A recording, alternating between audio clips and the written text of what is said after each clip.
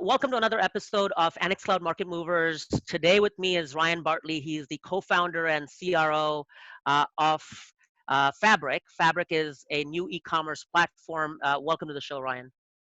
Hi, it's great to be here. Ryan, we are going through some turbulent times. We've been talking with many experts like yourselves in helping our common customers or our customers, as well as other people that are going through this sea of change to deal with this. My first point of discussion I want to sort of talk a little bit with you about is a interesting graphic trend that we all saw this week on LinkedIn. I think all of us got through it somewhere, which is the growth of digital commerce in the last, sort of 8 weeks. And the trend was from 2009 to 2019, we grew from about 5% or 5.6% to about 15% of sales, overall sales, coming from commerce. In 8 weeks after that, we've gone from about 15 to 27%. So we've accomplished what we would have accomplished normally in the next decade in 8 weeks. That's a major rise.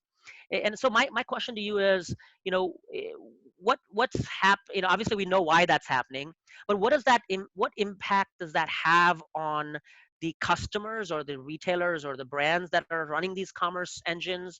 And what does that have on you as a technology provider yourself? Yeah, great question. So my career has been in the commerce industry. I've been executive at 3 separate companies that did over $10 billion in e-commerce. And so we've been, seeing that rise, that relentless rise of e-commerce over the past decade.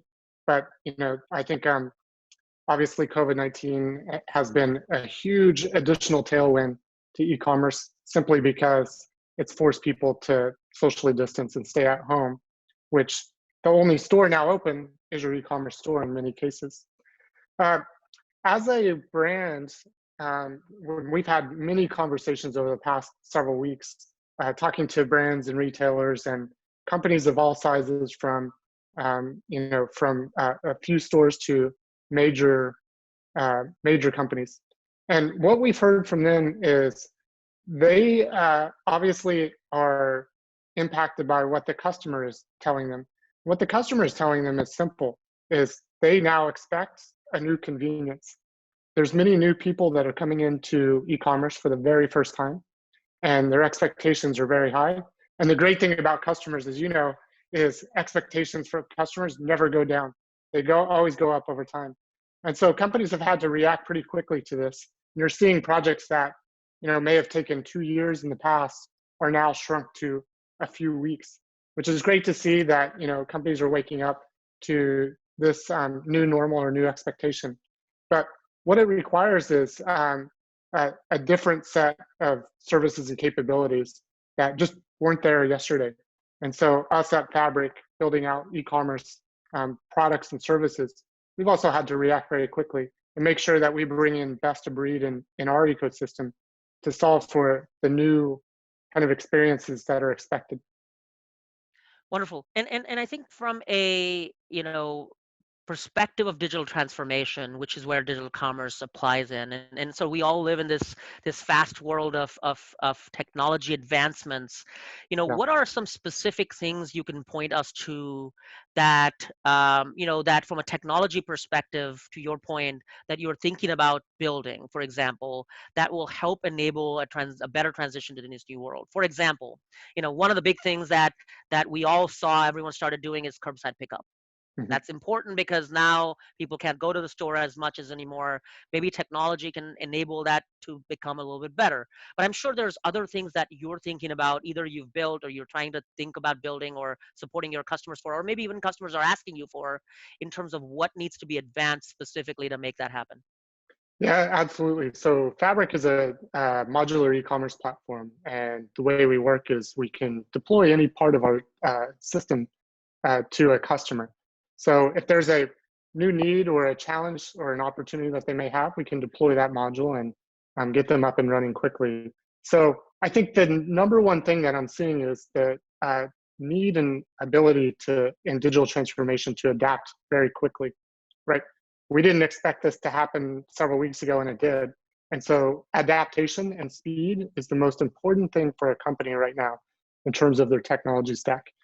So I'll just to give you a sense of what we're hearing from our customers, especially customers with physical locations, is they are now considering how to reopen the store in a safe way, right?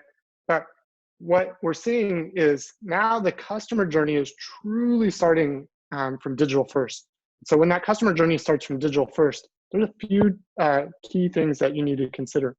One is you have to consider how you show your brand presence and talk about your company and what you stand for within your e-commerce business. So it's not just about transactional e-commerce, but it's also about sharing your brand. So content and commerce melding together is a key topic that we talk to every day. Then when we start to think about that journey, the customer journey going forward, what customers want is a view into the store and to be able to interact at a distance with who is in the store and what is within the store. So you need to be able to see your inventory online, whatever's in your store.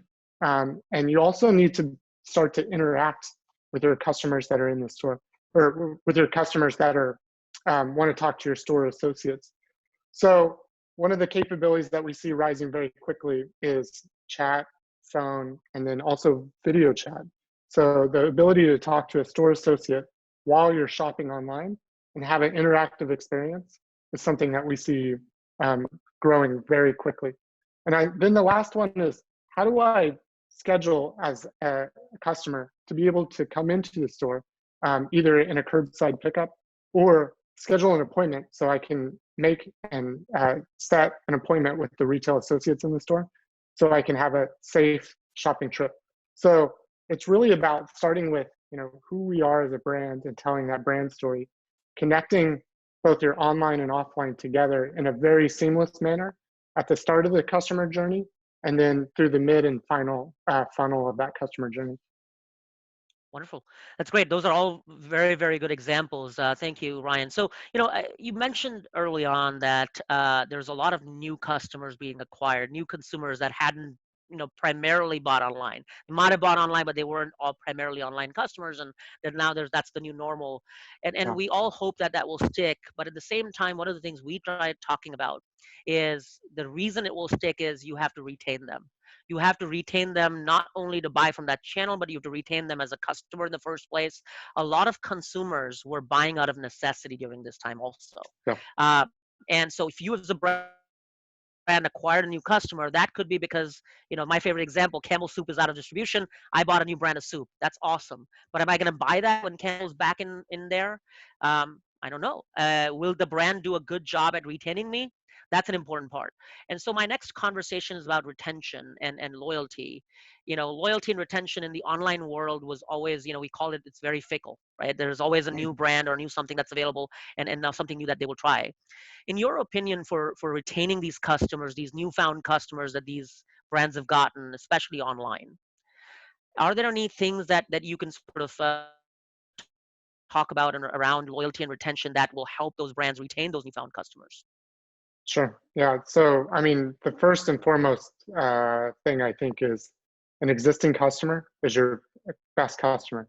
And to acquire customers, we know is very expensive. It takes brand building, it takes marketing, it takes a lot of outreach. So, as you think about where you prioritize your time and efforts, we believe that you should really think about, how do I serve my existing customers in the best and most meaningful way, so I can continue to build a relationship with them, continue to add share of wallet to that, and make sure that they become truly lifelong customers of yours. Because at the end of the day, it's a relationship between the brand and the customer, and that's what you're aiming for. So as you start to think about tactics around customer retention, the first and foremost is, you've got to nail the basics. And I think a lot of companies kind of overlook that and try to go to the new bright shiny objects. But as we think about commerce, and especially digital commerce, your storefront has to be up, it has to be online 24 hours a day, so it has to be stable without errors, and it has to be fast. Customers will not wait for your page loads to load for 10 seconds. They just won't. Um, you have to have the basics of your product and the simple transactional flows to quickly make a purchase and repurchase. Those are the basics, and you should nail those. If you haven't nailed those, stop and go back and do that, because those are going to be your biggest retention efforts.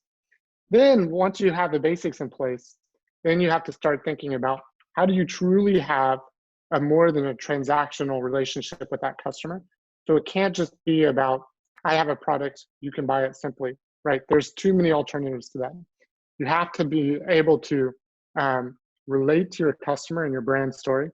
And so they have to feel, as strongly as you feel about who your brand is and what it stands for. And then you have to start to think about all of the services and capabilities that continue to up-level that customer out of a transactional experience into a relationship experience.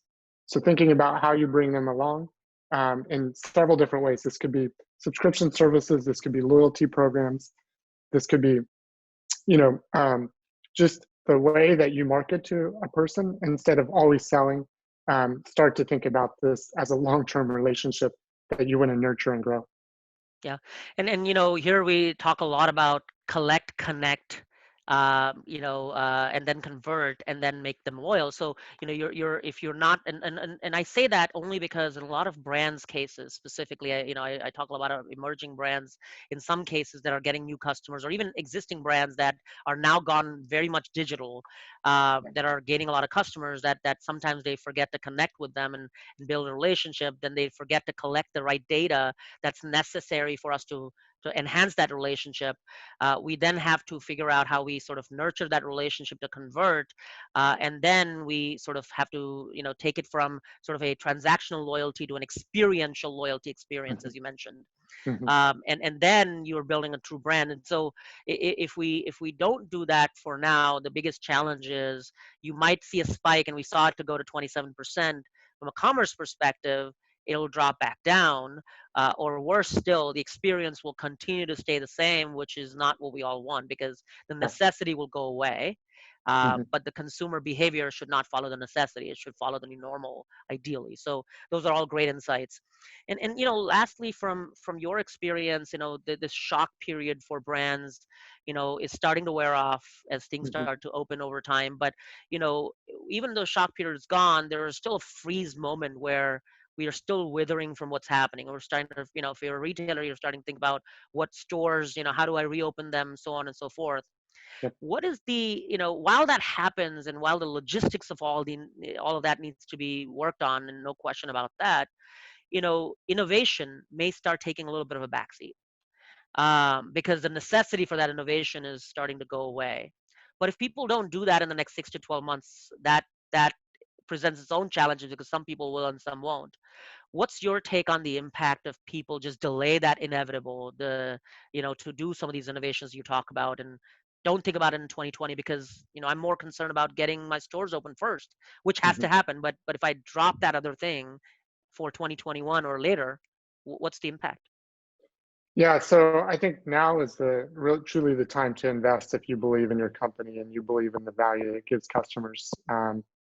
Because things are dramatically changing, and they'll continue to change. So if you adapt your company right now, I think it sets you up for success. Because if you continue to work in the same model and the same service level and the same experiences that you had before, those are gone, right? This COVID-19 is obviously changing just the way we interact and the way we work. And it's going to be, I think, a pretty long road ahead of us to go back to some level of normal. Even when we do get back to normal, it's going to be an extremely different bar of expectations from a customer.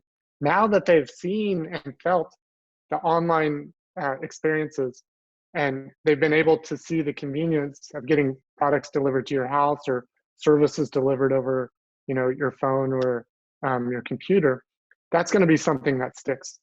And I think if you are, a purely offline retailer or offline brand, you have to start to think about connecting that end-to-end customer journey. And if you do that in 2021 or 2022 and make those investments then, I think you're going to be very left behind. My expectation is you're going to see brands that really invest and differentiate right now, while the rest of them, if they don't, they're going to be failing over the next couple of years. So some of those experiences that, that are being invested in around personalization and around loyalty are going to truly change the customer experience today. If I go to most brand sites today, and I'm shopping, and you come to that same site and you shop, we have the same content, we have the same products, we have the same prices, we have the same everything. Tomorrow, as companies invest, you'll start to see a pretty big delta between what you see and what I see, right? Because all the information that I'm collecting about you and all the development that I'm doing to personalize your experience, now we can start to have a one-to-one conversation. And people are going to get used to those one-to-one conversations happening between a brand and a company through digital means. So if you don't invest in those kind of capabilities and services today, you're going to look very left behind tomorrow. Never let a good crisis go to waste. Some people say, and if there's one thing to invest in that we've all seen that has seen a dramatic shift, that's on the digital commerce side and on the retention side. So we really appreciate you taking the time, Ryan, to share some insights. And for everyone else, Ryan, if they want to contact either you or Fabric, how do they reach you?